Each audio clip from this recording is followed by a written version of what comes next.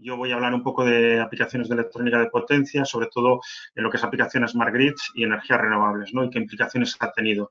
Y lo voy a ver desde un punto de vista que podríamos llamar algo así como la digitalización de la energía, ¿no? O sea, igual que ha habido una digitalización clara en las comunicaciones, se está dando ahora una digitalización en la industria, pues también hay una digitalización en todo lo que es cómo se gestiona la energía y cómo se genera la energía.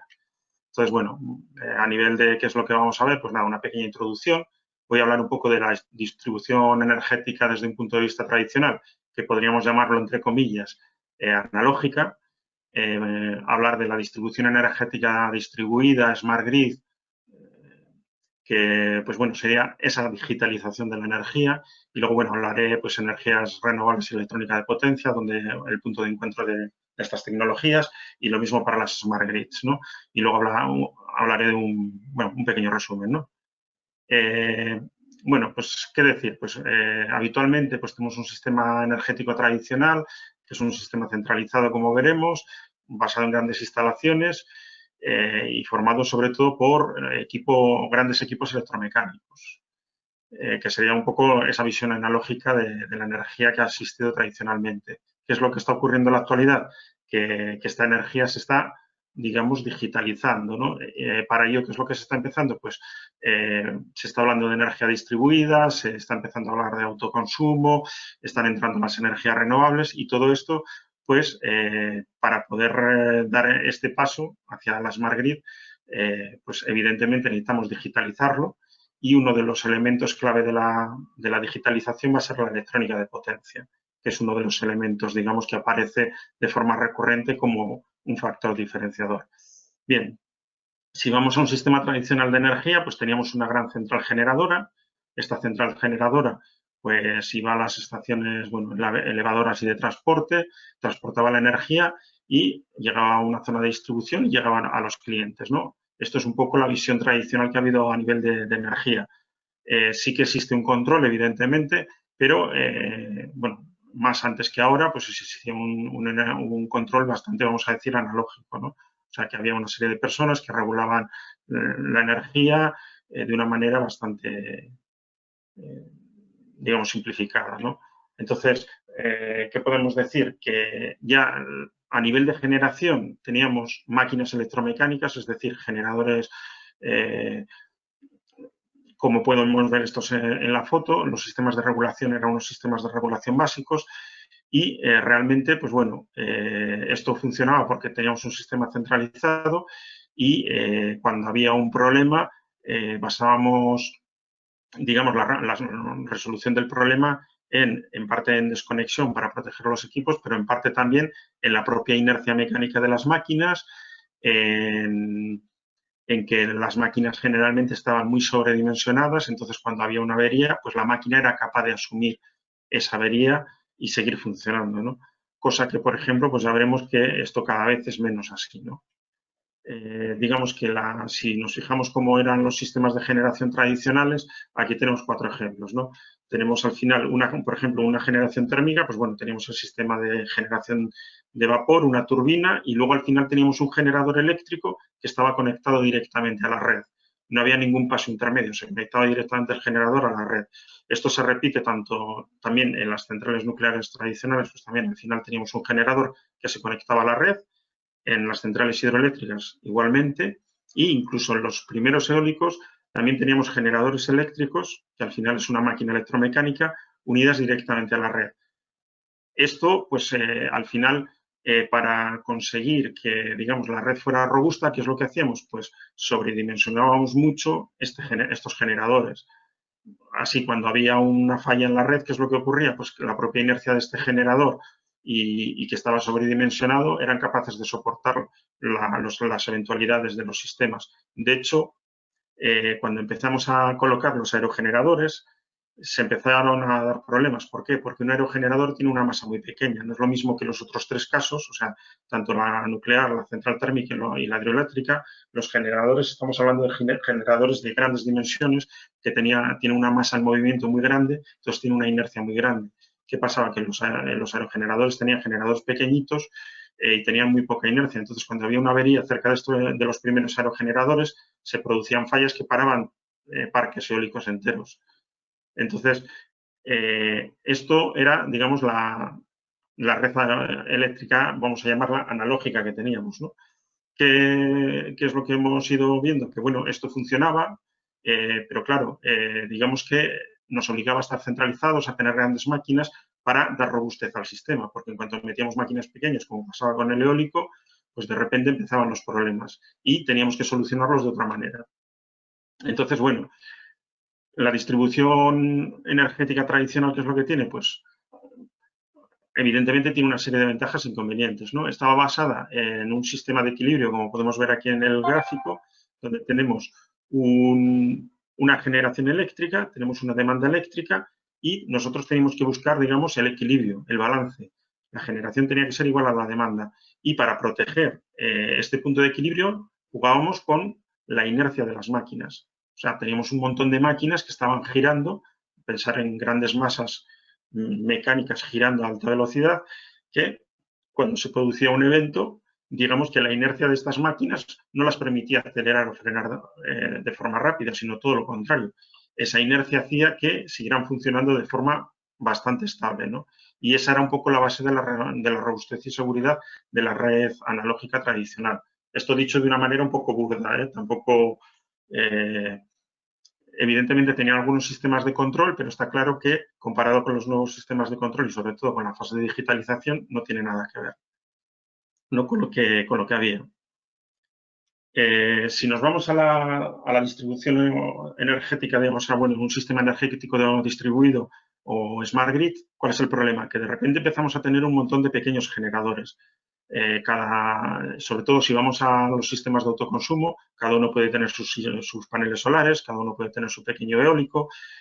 Aparte de las centrales grandes, pues va a haber un montón de sistemas de generación, todos funcionando a la vez.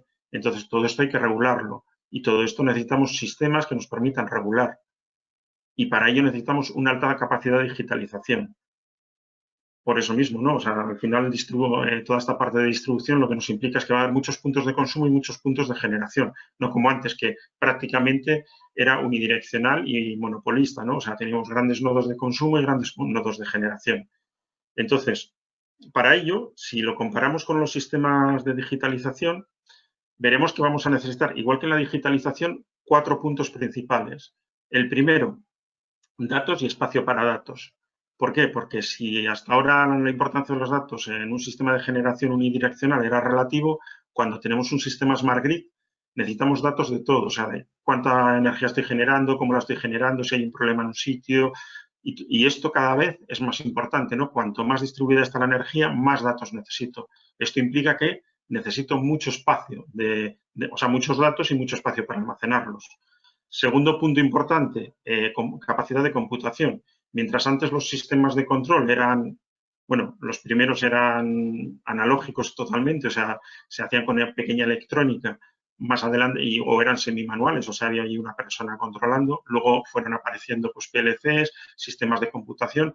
A día de hoy ya pues tenemos sistemas de alta computación que son capaces de hacer auténticas maravillas, ¿no? Pero es que la digitalización nos exige que estos sistemas de computación cada vez sean mayores, ¿no? Para poner el caso de la electrónica de potencia, por ejemplo, hemos pasado de sistemas de control básicos a sistemas de control que ya tienen, como los procesadores de los ordenadores, 4 cores y sistemas digitales de alta velocidad que, vamos, hacen auténticas maravillas de cálculo, lo que nos permite que cada vez tengan mayor capacidad estos equipos.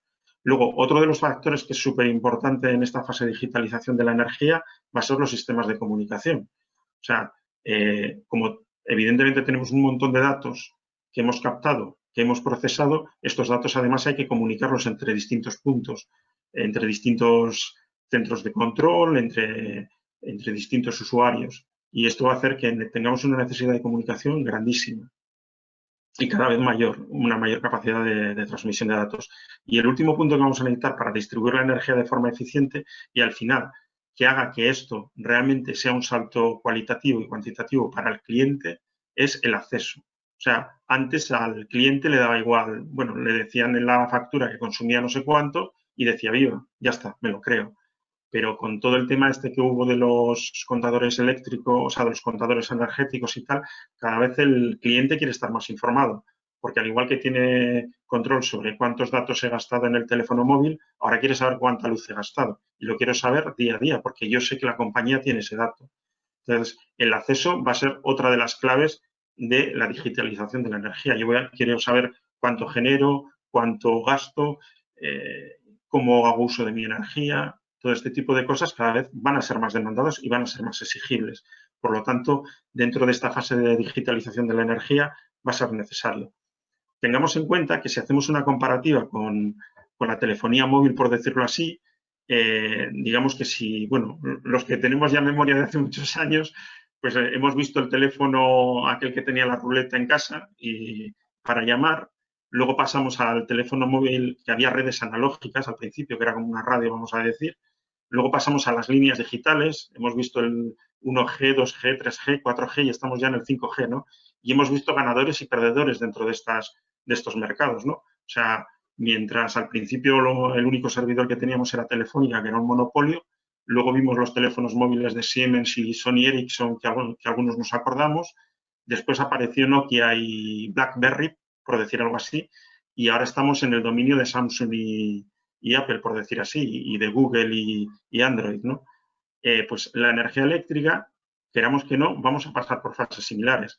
Y podemos decir que a día de hoy estamos en los comienzos de la digitalización, pero tener en cuenta que esto, evidentemente, todo lo que es la gestión energética va a tener que cambiar.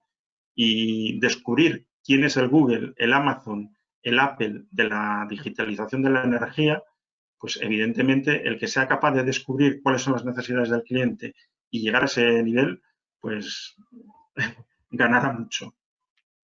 Entonces, bueno, a nivel de distribución energética distribuida, ¿cuáles son las ventajas? Pues al final lo que vamos a tener son una red inteligente, que va a haber muchos convertidores electrónicos estáticos porque van a ser la llave, digamos, hardware que va a abrir toda esta lata, pero evidentemente por encima de eso va a haber sistemas de comunicación de alto nivel, comunicaciones de alto nivel y va a haber un sistema de gestión de la energía que probablemente a día de hoy no somos del todo capaces de imaginar. Sí que vemos un poco hacia dónde vamos, pero yo creo que no tenemos muy claro de la realidad a la que nos enfrentamos, ¿no? Un poco como nos pasaba con los teléfonos móviles. Nadie pensaba hace, yo que sé, 15 años que íbamos a tener un ordenador en la mano con una pantalla táctil con el que íbamos a correr un montón de programas y hacer un montón de aplicaciones, ¿no? Porque los teléfonos valían justo para llamar y a lo sumo mandar un SMS mal mandado. Y ahora nadie se plantea mandar un SMS, ¿no? Manda un correo, manda un WhatsApp. Pues la energía va a ser un poco igual, ¿no? Ahora no nos planteamos realmente lo que probablemente en 10, 15 años, que sí es cierto que la energía va a ser un sector más lento porque tenemos una regulación más dura, ¿no? Entonces, bueno, dentro de todo este mare magnum conceptual, pues bueno, voy a aterrizar un poco con dónde va a entrar, digamos, la electrónica de potencia, ¿no? Entonces, si hablamos de energías renovables, ¿qué es lo que va a hacer la electrónica de potencia? Pues va a dar acceso a todas las energías renovables para poderlas acoplar a la red y no solamente eso. Vamos a poder, digamos, tener una utilidad a nivel de área local y luego a nivel global. Tener en cuenta, aquí en la presentación podéis ver, bueno, al final cualquier fuente de energía, ya sea fotovoltaica, eólica, microturbinas, fuel, o sea, pilas de combustible, lo que se nos ocurra, incluso baterías, sistemas de almacenamiento como volantes de inercia, aire comprimido, lo que se os ocurra. Todo va a pasar porque al final va a tener un sistema de generación energética, ya sea pues, a través de paneles solares, una turbina eólica, un sistema químico, pero al final, para adaptar la energía, estos sistemas van a generar una energía que no va a tener ni la forma ni se va a parecer a la energía de uso. Entonces, al final, necesitamos este elemento, que es el equipo de electrónica de potencia, que lo que va a hacer es realmente convertir esta energía en lo que vamos a utilizar, ¿no? Tanto en nuestra área local como digamos, en el sistema global. ¿Cuál es la gran ventaja de este sistema de electrónica de potencia? Pues un poco lo que hablábamos. Tiene capacidad de procesamiento, tiene capacidad de medir valores, con lo cual va a tener datos, va a ser capaz de procesar esos datos, va a ser capaz de comunicarlos y, bueno, incluso ya hay sistemas que tienen capacidad de dar acceso, o sea, son capaces de tener internamente embarcadas páginas web a las que puedes acceder con un dispositivo móvil y ver qué es lo que está pasando en cada equipo, ¿no?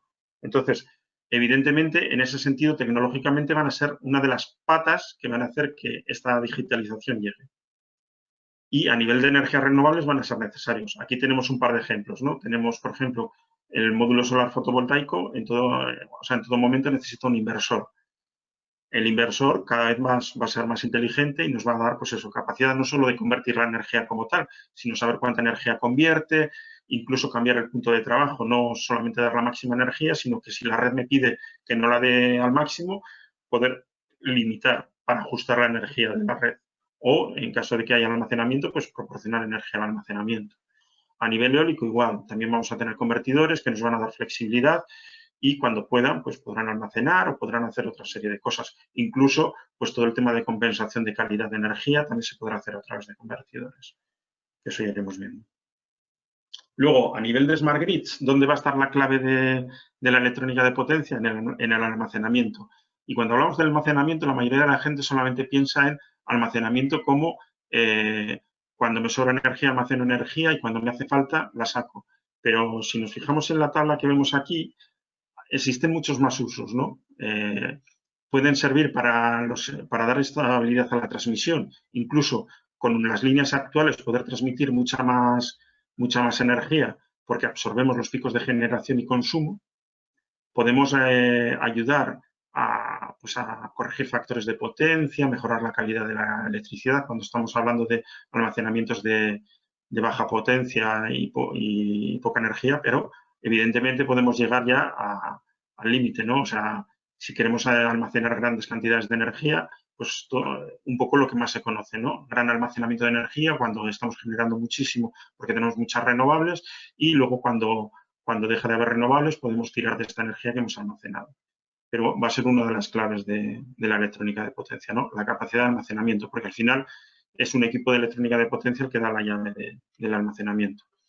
Luego, otra de las cosas más, aquí he puesto el ejemplo del transformador, pero a nivel de gestión de la energía, la electrónica de potencia va a ser capaz de hacer muchas de las funciones que tenemos ahora a nivel de, pues, aparte de hacer una función de un transformador, que una de las ventajas que puede tener la electrónica de potencia, aparte de pues que va a ser más controlable, más regulable, va a poder manejar el tránsito de energía de forma consciente, no como un transformador, que lo que, digamos, lo que metes, sacas, el transformador de potencia puede ser inteligente, en el sentido de que puede controlar los flujos de potencia y decidir si quiere pasar más flujo o menos flujo de energía, cosa que el electromecánico, en principio, esa parte no la puede hacer, la de regulación.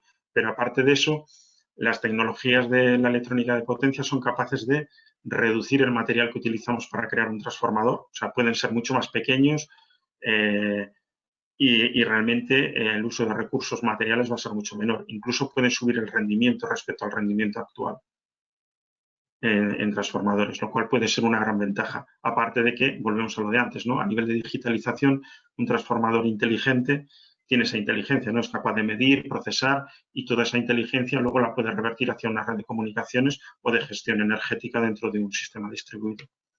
Otro de los temas que están apareciendo ahora también mucho, pero bueno, que ya son cosas que ya se hacían antes, desde hace tiempo, es todo el tema de la transmisión en corriente continua.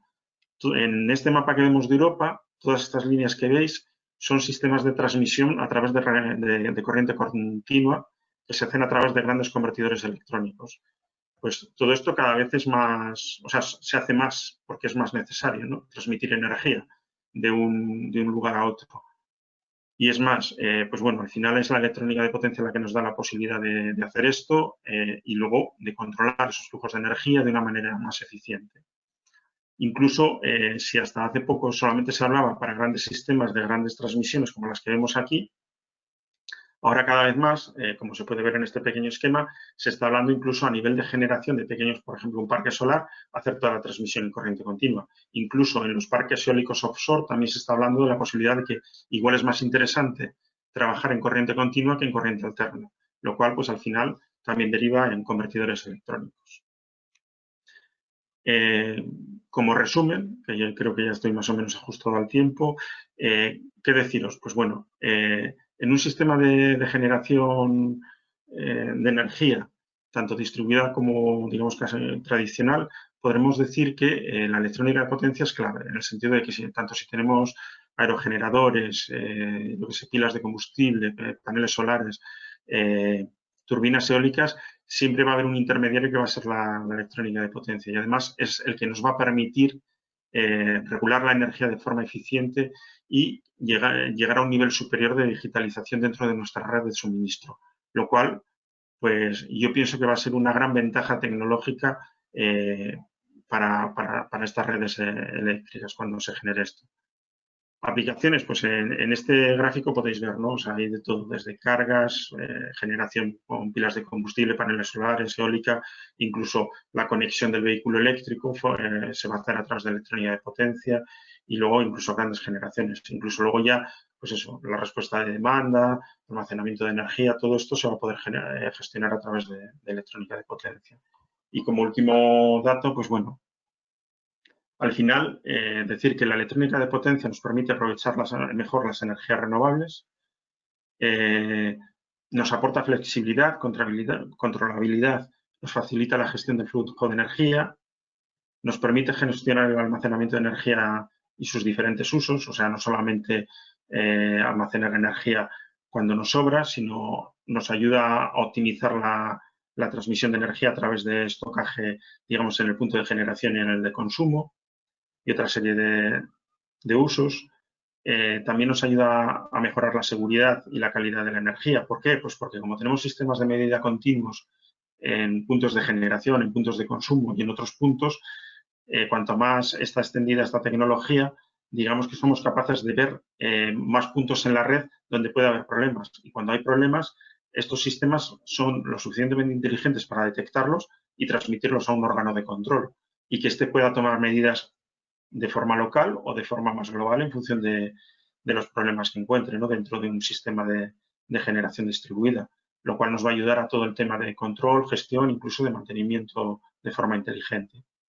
Y aparte, pues la electrónica de potencia, pues eso, tiene como limitación, pues, o sea, bueno, la electrónica de potencia tiene una serie de limitaciones, ¿no? O sea, respecto a lo que habíamos hablado, por ejemplo, las máquinas electromecánicas, que normalmente asumen, digamos, cortocircuitos o sobrecargas a través de su inercia y su, digamos, que están, digamos, calculadas o sobredimensionadas, la electrónica de potencia normalmente, claro, su pata débil, digamos, es que tienen corrientes de cortocircuito bajas, no tienen inercia como tal, excepto que se cree un estocaje de energía, que al final la inercia es un estocaje de energía, y normalmente este tipo de elementos al final tienden a autoprotegerse y desconectarse de la red.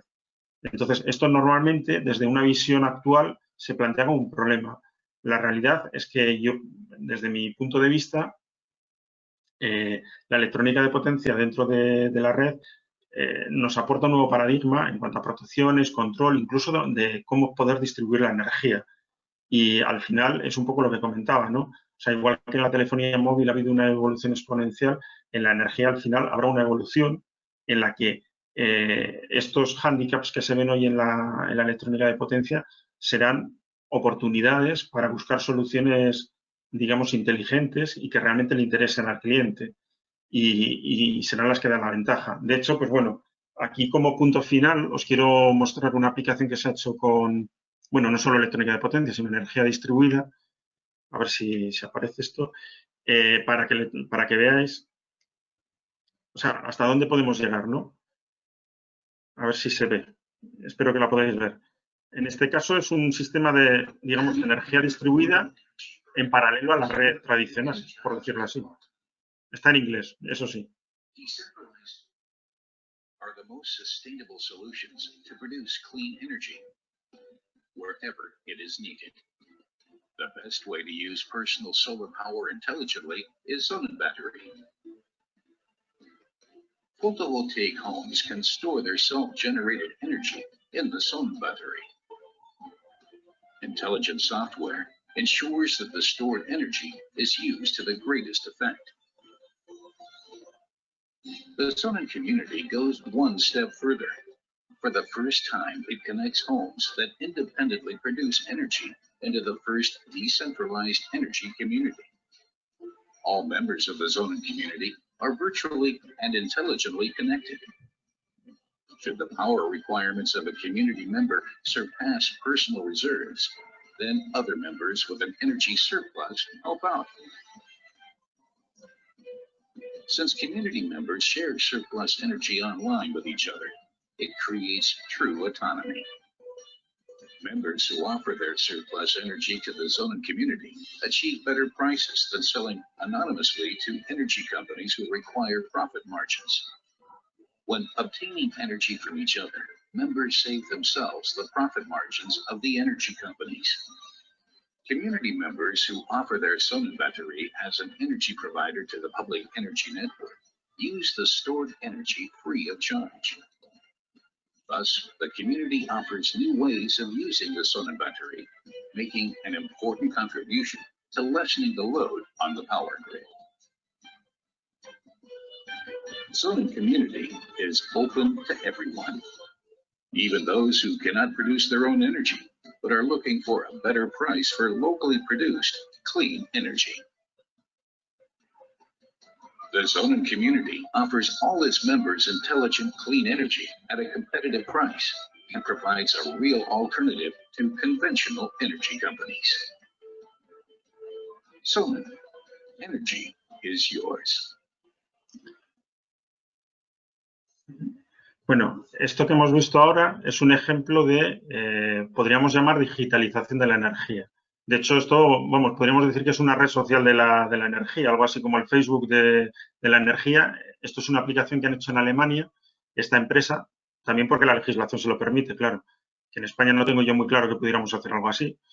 Pero la cosa es que al final lo que tenemos es una serie de productores de energía que comparten la energía entre unos y otros y, bueno, lo que hacen es, digamos que gracias a los datos que tiene cada módulo local de almacenamiento y de generación solar, cuando sobra energía y se la pueden dar a otro que la necesita en otro punto de Alemania, pues ellos son capaces de decir a la red, mira, yo te aporto esta energía para que tú se la aportes a este tío que está allá.